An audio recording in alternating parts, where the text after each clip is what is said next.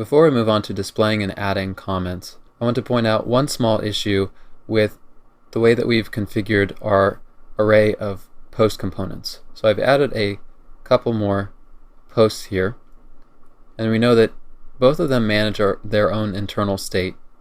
They manage whether they're liked, the number of likes they have, as well as their comments, or they will manage the comments that they have.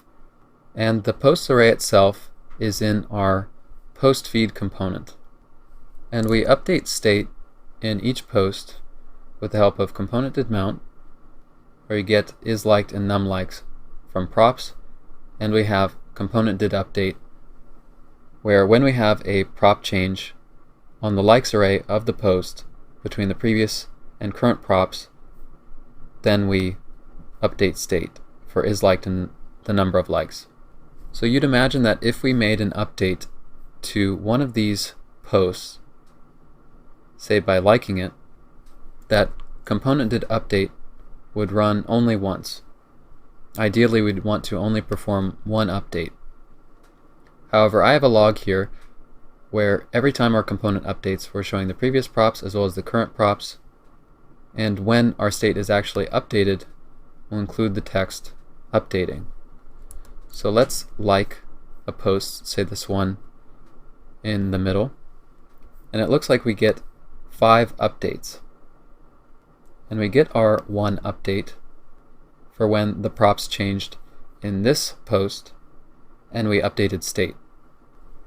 So what's happening here? Well, if we look at post feed, we're updating the posts array when we call handle toggle like. And we know that when we set state, when the state changes for a component, the component re-renders. So all of our individual posts render again whenever we make an update to any one of our posts. And this is a significant issue.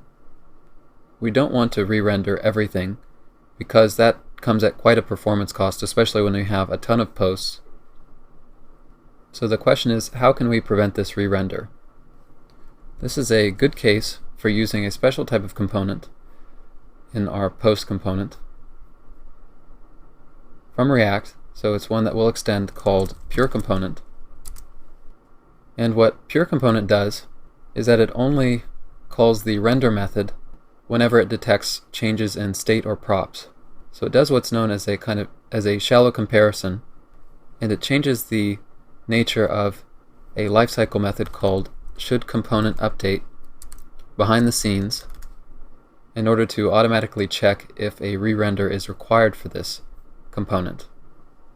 So with the help of this pure component, even when our post feed state changes, when we update the posts array, our post will only be re-rendered if there's been a change in state or props. So with pure component applied here, let's save and try this out again. We'll clear our console. I'll just refresh. And we'll try unliking the post that we liked. And you'll see that when we perform an update, the component that we're changing is still being re-rendered, but we're not having the entire list, meaning all of the individual post components, re-rendered as well.